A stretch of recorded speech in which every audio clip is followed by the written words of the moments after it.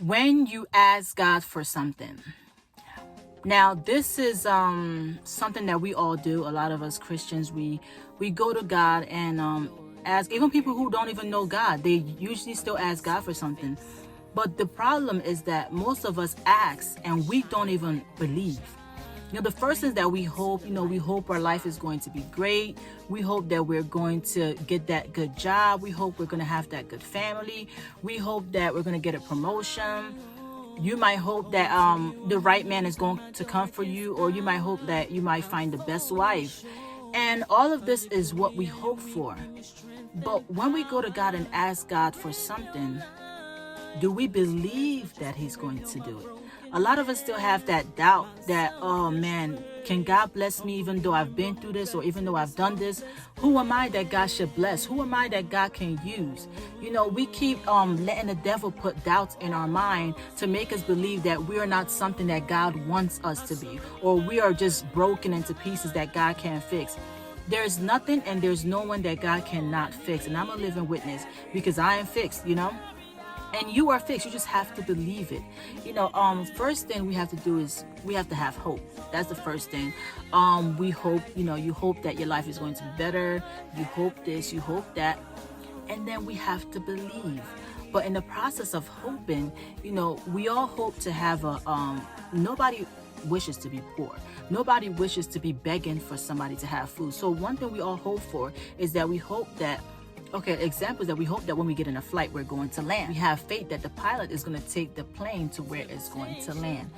That's the same thing with life. We hope that we're going to be successful. We believe that we're going to be successful, and then our faith takes us there.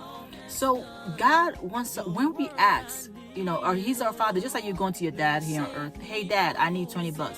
You believe that your dad is going to give it to you because you know he has it. Why won't he give it to you? You can't ask for bread and your father will give you stone. The same way with God. You can't ask for bread and he's going to give you stone. No, God wants us to do great. God wants to bless you. God wants to see you succeed. God wants to see you have that life that your soul desires. And the reason why God is putting that hope inside of you, because those are the things that he wants you to do.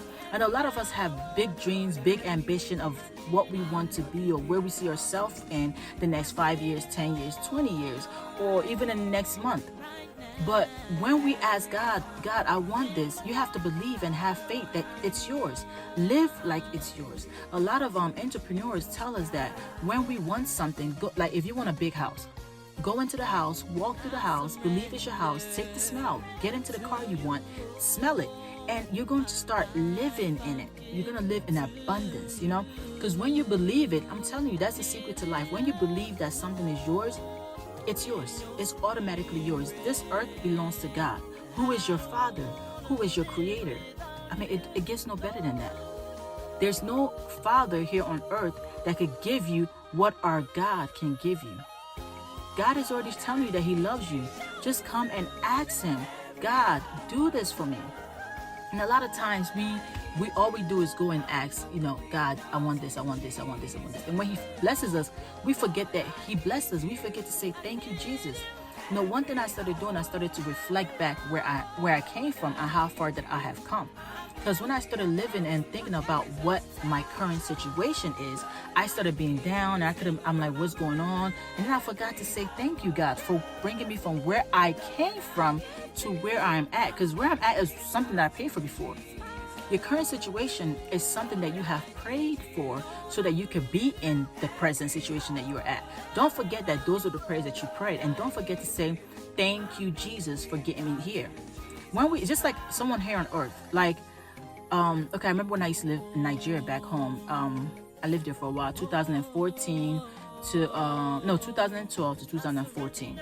So, when I was there were some some younger boys on the street, and I like to do stuff on my own because it keeps me active. I really wasn't doing anything, so it kept me active, to wash my car, or to go to the store, or to take a walk somewhere, or just anything around the house. I like to do it, but whenever I was doing it, they were like, "Oh, auntie, no, I got it, auntie, happy, it means leave it, happy." I'm like, okay. They wouldn't let me wash my car. They wouldn't let me they would do it for me. So I'm like, these people are so kind, and they kept thanking me anytime. Oh, auntie, you okay? And checking on me and making me happy. And guess what? Anytime I had money and they asked, I would give it to them. Even before they asked, I used to give it to them. If I'm coming back from the store, I would give it to them. Even when I'm coming back, auntie, how far? What do you have for me? I'm like, oh, here. It just, that's the relationship that you have when you're grateful. You're showing, oh, you're grateful. Like there were beings. Okay, let me break it down. When somebody is grateful, you easily bless them. So when God has done great things for you, go and say, Jesus, thank you.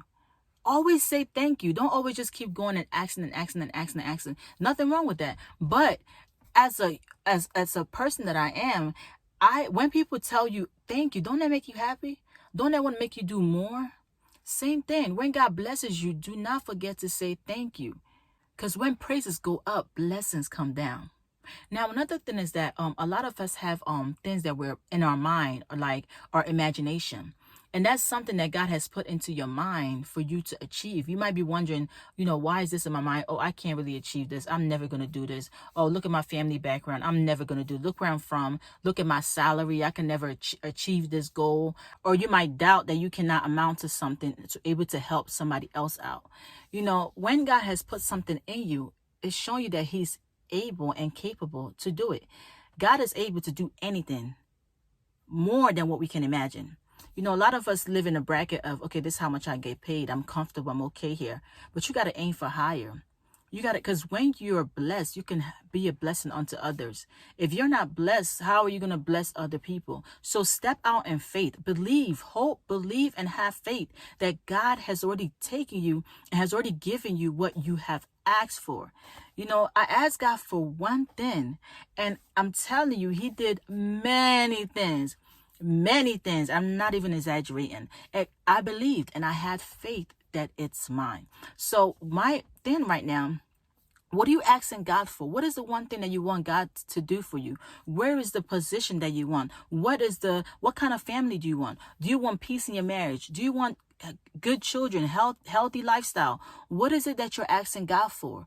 Do you have faith that God is going to do it, or do you still have doubt because you're living in your financial bracket, or because somebody is telling you that you can't make it? And another problem is that a lot of us have big dreams, but we keep telling our dreams to people who have small dreams, who have small minds, who don't even believe that they could be something.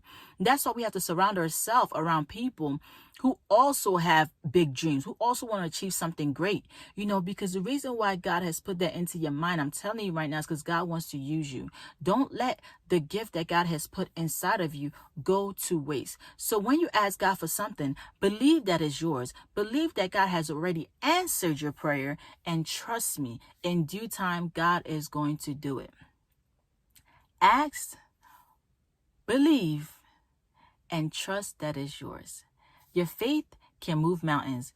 Ask God and watch God do it for you. What is the one thing that you're asking God to do it for you today? Do you think it's impossible? Leave in the comments so we can talk about it. What are you going through? What are the difficult situations that you're going through? I love you all. Trust God, believe, and have faith that is yours. Take good care, guys. Bye.